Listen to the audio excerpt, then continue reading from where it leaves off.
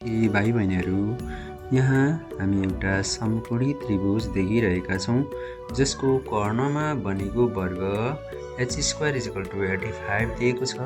त्यसै गरी लम्बमा बनेको वर्ग p² = 49 छ भने आधारमा बनेको वर्ग b² = 36 दिएको छ।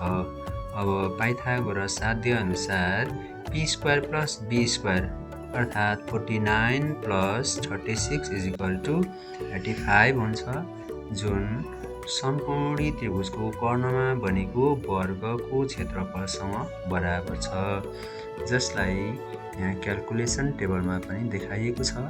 36 + 49 = 85 अर्थात् यो 36 + 49 यो दुईटा वर्गको योग जोड्दाखेरि यो कर्णमा बनेको वर्गसँग बराबर हुन्छ। तसर्थ p² लम्बमा बनेको वर्ग र आधारमा बनेको वर्गको योग कर्णमा बनेको वर्गको क्षेत्रफलसँग बराबर हुन्छ। यसलाई हामीले समकोणी त्रिभुजको आकारलाई घटबड गर्दा पनि यसको मानहरू मान्य हुनेछन्।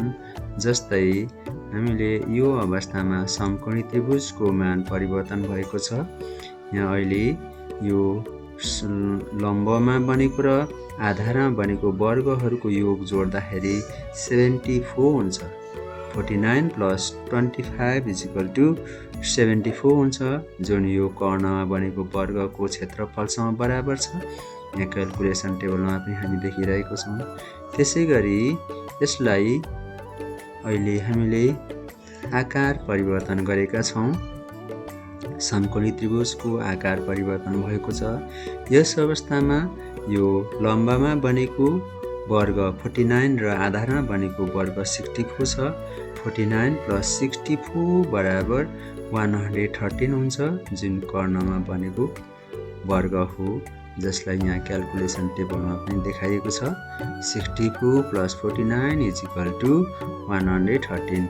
यो 64 र 49 जोड्दाखेरि 113 हुन्छ। यसरी कुनै पनि समकोणी त्रिभुजको आकारमा परिवर्तन भए पनि, जस्तोसुकै आकार भए पनि, यदि समकोणी त्रिभुज हो भने त्यसको लम्बमा बनेको वर्ग र आधारमा बनेको वर्गको योग कर्णमा बनेको वर्गको क्षेत्रफलसँग बराबर हुन्छ।